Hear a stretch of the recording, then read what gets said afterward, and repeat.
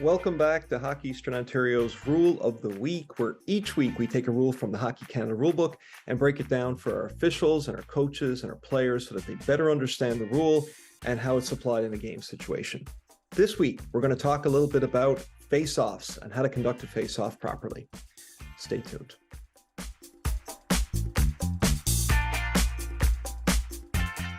So this week, we're going to talk a little bit about face-offs, which is one of the most important responsibilities linespersons have when during a game, because we have to keep them safe and fair for all players involved.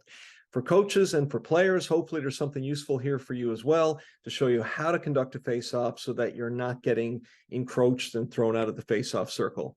So with that, let's jump right into it. Just a reminder that you can check out the link in the description, which will take you to the Hockey Canada Procedures Manual, which will talk about various things, including more detail on the face-off procedure. So before we start the face-off procedure, there is a couple of things that we can do to help make things a little easier for us. First, when the referee is doing the line change procedure, this is an excellent opportunity to talk to the players as they're coming into the circle. So get down and tell the players, I want your skates between the lines and I want your stick flat on the ice, okay? So that's a good way to sort of set your expectations early so that the players know what to expect and what is required from them in the face-off circle. When the referee finishes the line change procedure, he or she should point to the face-off circle to indicate the face-off procedure can begin, okay? And after that, the linesperson should blow their whistle to start the face-off procedure.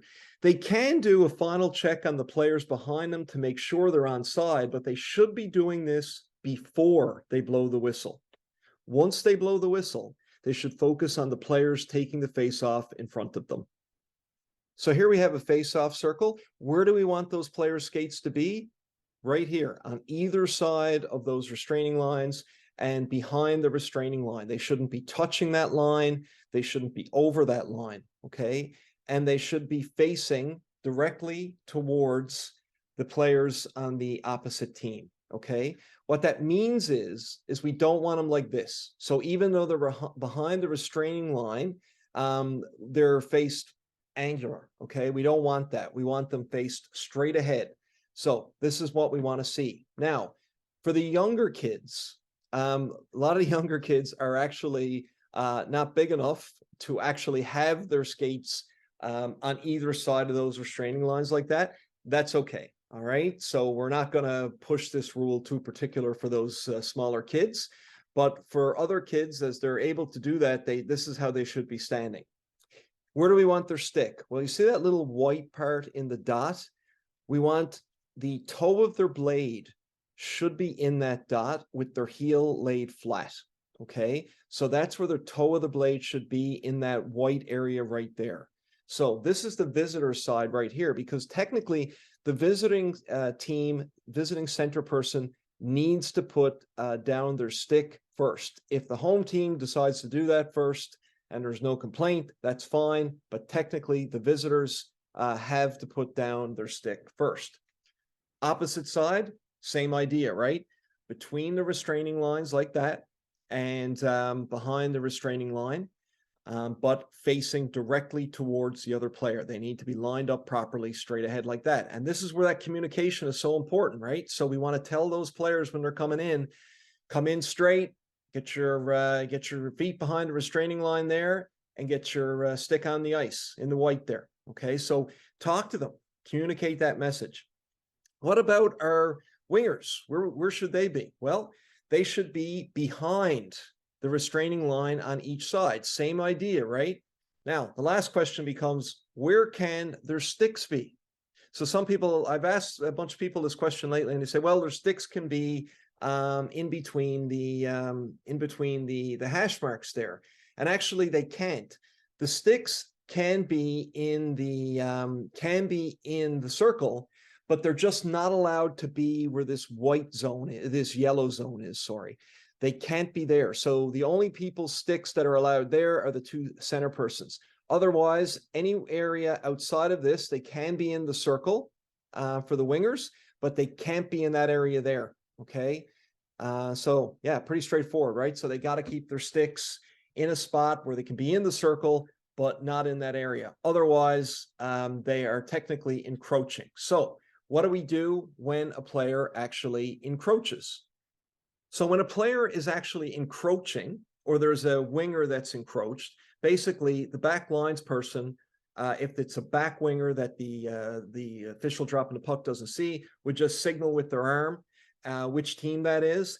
And then basically that person, the center person, would have to come out of the face-off, and another winger would have to come in to take the face-off, though it cannot be the winger who actually caused the encroachment in the first place. Okay, so it has to be the other winger. What the official then does, blows the whistle again, 5 more seconds to get lined up, and we'll do it again. One of the questions we get asked is, well, if I throw out the second center person, does that now mean that there has to be a penalty called against that team if it's the same team that has 2 encroachments in the same stoppage of play? The answer is no. The rule actually says that the referee may call a penalty. It doesn't mean that they have to. Okay, so they may call a penalty, but it doesn't mean they have to. The key is we want fast, but we want fair face-offs. And so this is why this is so important to get it done right. So let's talk a little bit about your face-off stance. So when you're dropping the puck as a lines person, what you need to do is you need to be stood up straight. You can see the position here of this official. Stood up straight. Keep your puck at waist level. Okay. Keep your legs about shoulder width apart, your knees slightly bent, and then you just drop the puck from your waist level. Sometimes we see the younger kids, particularly our younger officials, get their hand really close to the ice. Don't do this, because I'm afraid you're going to lose your hand. One of these kids are going to come up with their stick, maybe catch you underneath the visor, or they're going to slash at your hand, okay? So don't do this. Stay high and just drop the puck. You don't need to swing it around or anything like that. You can just drop it from waist level. The only group this is different for is junior A hockey. So junior B, C, U18, AAA, everything below, we're going to be dropping the puck as shown here on the left. But junior A, they're actually allowed to present the puck. And this means that they're allowed to get down like that. And you can see here, the puck is actually out nice and low.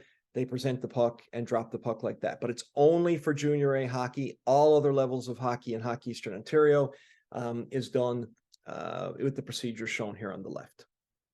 So a couple of quick tips. Communication is going to be the key when you're doing a face-off drop, okay? Talk to the players when they come in. It doesn't matter what level of hockey you're working. Start communicating with players. Start communicating with coaches. Let them know what the standard is. Set that standard early on the first face-off, and then maintain it throughout the game. So as our referee-in-chief, John Reed, says, let your first face-off be perfect, and then maintain that standard throughout. Okay. And finally, after dropping the puck, don't try to leave the face-off circle immediately. Stay there for a second. Make sure it's safe to do so before backing out and then backing up into the line, the blue line, keeping an eye on everything that you're seeing during the play. So there you have it. That's just a quick demonstration of what the face-off procedure should look like.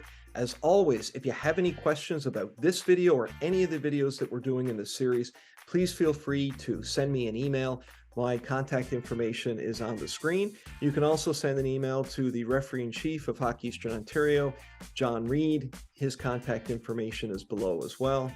Alternatively, you can reach out to your local referee-in-chief, your association referee-in-chief, your district chair, your local association president. Anyone is out there that is willing to help answer all of your questions. Just a quick reminder before we go to please like this video. You can also go ahead and click the subscribe button to get all of our content. You can do that in the bottom left-hand corner of the screen. Until next week, have a safe and wonderful week, and we'll see you back here real soon. All the best.